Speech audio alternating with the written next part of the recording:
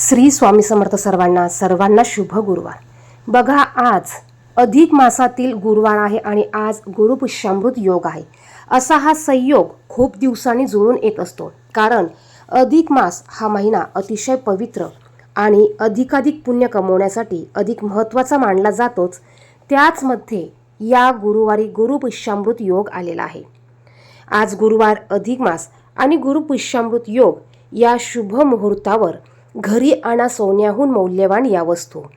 इतर महिन्यांमध्ये गुरुपुष्यामृत योग येत असतोच, परंतु अधिक महिन्यात आल्यामुळे याला अधिक महत्त्व प्राप्त झालं आहे आणि म्हणूनच आपण आपल्या घरात धन, सुख, समृद्धी आणि लक्ष्मी कृपा प्राप्त करण्यासाठी, माता लक्ष्मीची कृपा अखंड राहण्यासाठी, कळत नकळत झालेल्या चुकांचं प्रायचित्त करण्यासाठी आज आपण या वस्तू खरेदी करायच्या आहेच।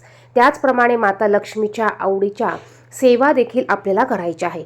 आपण संपूर्ण अधिक महिन्यात काही सेवा, उपासना, दान, धर्म ह्या गोष्टी करतोच, परंतु आज केलेलं दान, धर्म, उपासना, काही लक्ष्मीच्या सेवा अतिशय फळ तुम्हाला देऊन जाणार आहे। कारण बघा, हा गुरुपुष्यामृत योग साधा नसून याला अतिशय महत्त्व प्राप्त झालं आहे आणि असा योग पुन्हा पुन्हा येत नाही। अधिक महिना हा 3 वर्षातून एकदा येत असतो आणि या महिन्यात अधिकम पुण्य कमवण्यासाठी आपल्याला हा 3 वर्षातून एकदा हा महिना भेटत असतो। तर आजच्या व्हिडिओमध्ये आपण याच विषयीची माहिती पाहणार आहोत की अशा कोणत्या वस्तू आहेत की त्या सोन्याहून मौल्यवान आहेत आणि त्या फक्त आपल्याला 5 ते 10 रुपयांमध्ये मिळत आहेत आणि अशा वस्तू आपण घरी का आणायच्या, कधी आणायच्या।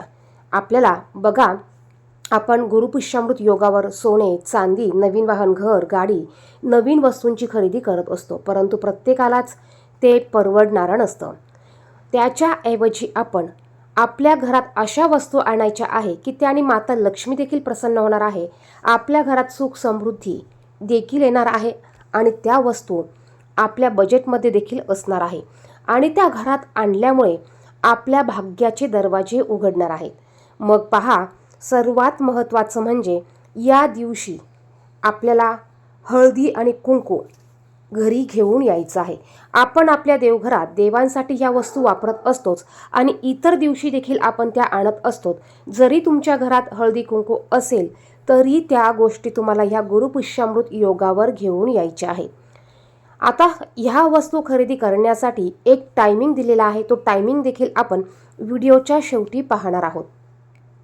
त्या टायमात तुम्ही सोने, चांदी, नवीन वस्तू खरेदी करू शकतात। तसं पाहिलं तर हा गुरुपुष्यामृत योग हा संपूर्ण दिवसभर असणार आहे, त्यामुळे संपूर्ण दिवसभरात तुम्हाला शक्य होईल त्यावेळी तुम्ही या वस्तूंची खरेदी करायची आहे।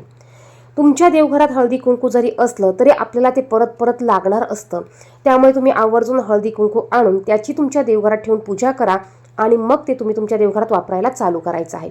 त्यानंतर या दिवशी आपल्याला सोने जरी खरेदी करणं शक्य झालं नाही तरी आपण त्याऐवजी पितळी किंवा तांब्याची वस्तू, तांब्याची भांडे खरेदी करू शकतो। जसं की आपल्याला बघा, आपल्याला जावयाला वाण देण्यासाठी तांब्याची किंवा पितळीची निरंजन घ्यायची असते। चांदीची निरंजन घेणं शक्य असेल तर ती आवर्जून घ्या किंवा मग तुम्ही पितळेची किंवा तांब्याची निरंजन आजच्या दिवशी खरेदी करू शकतात। त्याचप्रमाणे एक श्रीफळ म्हणजेच नारळ तुम्ही खरेदी करू शकतात आणि ते तुमच्या देवघरात माता लक्ष्मी चरणी अर्पण करू शकतात। त्याचप्रमाणे माता लक्ष्मीला प्रिय असलेली कमळगट्ट्याच्या मण्यांची माळ ही देखील तुम्ही खरेदी करू शकतात। तुमच्याकडे जर का ह्या वस्तू असेल तर त्या खरेदी करू नका, ज्या वस्तू नसतील त्या वस्तू तुम्हाला खरेदी करायच्या आहेत। त्याचप्रमाणे तुमच्या देवघरात जर का लक्ष्मी मूर्ती, गणेश मूर्ती नसेल तर त्याची देखील तुम्ही खरेदी करू शकतात। त्याचप्रमाणे आपल्याला सोनं घेणं शक्य नसेल, चांदी घेणं शक्य नसेल तर आपण एखादं चांदीचं का होईना छोटंसं नाणं देखील आजच्या दिवशी तुम्ही खरेदी करू शकतात। त्याचप्रमाणे धार्मिक पुस्तके, गीता, धार्मिक पुस्तके आणि गीता, त्याचप्रमाणे इतर सेवेच्या पुस्तकं जसं की गुरुचरित्र ग्रंथ, सप्तसती ग्रंथ, स्वामीचरित्र ग्रंथ, नित्यसेवेचं पुस्तक, तुम्हाला ज्या पण सेवा करायच्या असतील ती जर का धार्मिक पुस्तकं तुमच्याकडे नसेल तर ती आवर्जून आजच्या दिवशी खरेदी करून आणा। त्याचप्रमाणे तुमच्याकडे जर का श्रीयंत्र नसेल तर ते आवर्जून खरेदी करा, कारण श्रीयंत्रावर केलेली सेवा ही सेवा आपल्या आर्थिक अडचणी, आपण जर का कर्जात असेल तर आपलं कर्ज, पैशाच्या समस्या, नोकरीतील अडचणी दूर करण्यास 100% मदत करतं. फक्त आपल्याला हे आणून देवघरात ठेवायचं नाही, तर या श्रीयंत्रावर आपल्याला वेळोवेळी सेवा करायच्या असतात. आणि ही सेवा म्हणजे कुंकुमार्चन सेवा. म्हणजे काय, तर आपल्याला उजव्या हाताच्या 3 बोटांनी कुंकू यावर आपल्याला अर्पण करायचं असतं. कुंकवाने यावर अभिषेक करायचा असतो. माता लक्ष्मीचा कुठलाही मंत्र, नवार्णव मंत्र किंवा एखादं स्तोत्र म्हणत तुम्ही या श्रीयंत्रावर कुंकुमार्चन करू शकतात. त्या व्यतिरिक्त अगदी 5 ते 10 रुपयाची हळद तुम्ही घरी आणायची आहे. एका वाटीत काढून त्याची पूजा देवघरात करायची आहे आणि त्यानंतर ही हळद तुम्ही घरात किंवा देवघरात वापरू शकतात. त्याचप्रमाणे अगदी 5 रुपयाचे धणे तुम्ही आणू शकतात. धणे हे देखील लक्ष्मीकारक आहे, माता लक्ष्मीला अतिशय प्रिय आहे. आणि गुरुपुष्यामृत योगावर धणे खरेदी करणं देखील लक्ष्मीकारक मानलं जातं. आज तुम्ही लक्ष्मीकारक ज्या ज्या वस्तू असतील त्या खरेदी करून घरी आणू शकतात. या वस्तू जर का तुम्ही खरेदी करून घरी आणल्या तर याने माता लक्ष्मी प्रसन्न होतेच, माता लक्ष्मी आपल्या घरात अखंड देखील वास करते. त्याचप्रमाणे अधिक मास आहे आणि अधिक मासात आपण जेवढं काही दान धर्म करू त्याचं फळ आपल्याला अधिक पटीने मिळत असतं. आणि त्यातल्या त्यात गुरुवार गुरुपुष्यामृत योग असल्यामुळे आपण या दिवशी आवर्जून गरजूंना, गरिबांना मंदिरात, मंदिराच्या बाहेर अन्न, वस्त्र ह्या गोष्टी आपण दान करू शकतो. गरिबांना अन्न देऊ शकतो. आपल्या यथाशक्तीने आपण पिवळ्या वस्तूंचं दान करू शकतो.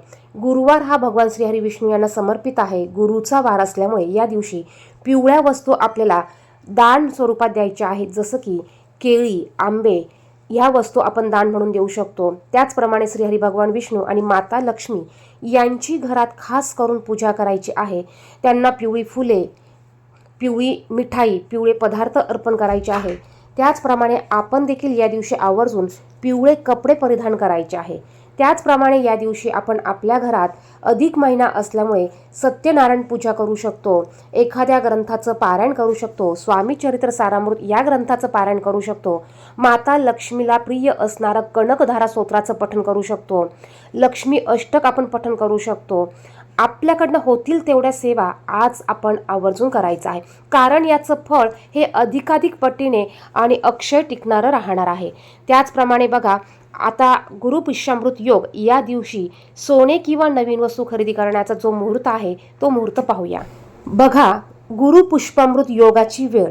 गुरुपुष्यामृत योग हा प्रारंभ सकाळी 21 मे 2026 रोजी 6:05 होणार आहे आणि समाप्त 21 मेच्या मध्यरात्री म्हणजेच 22 मेच्या पहाटे 2:44 होणार आहे. आता या दिवशी सकाळी पूजेचा किंवा नवीन कामाची सुरुवात करण्याचा शुभ वेळ 6:05 ते 9:30 असणार आहे. आणि यानंतर आपल्याला काही खरेदी करायची असेल, गुंतवणूक किंवा आर्थिक व्यवहार करायचे असेल तर याचा टायमिंग हा दुपारी 11:15 ते 1:45 असणार आहे. आणि लक्ष्मी प्राप्तीची काळ म्हणजेच या काळात आपण दीपदान, लक्ष्मीपूजन किंवा भगवान श्रीहरी विष्णू यांची उपासना करण्याचा जो वेळ आहे तो वेळ संध्याकाळी 6:30 वाजेपासून ते 8:15 असणार आहे. नमस्कार. श्री स्वामी समर्थ.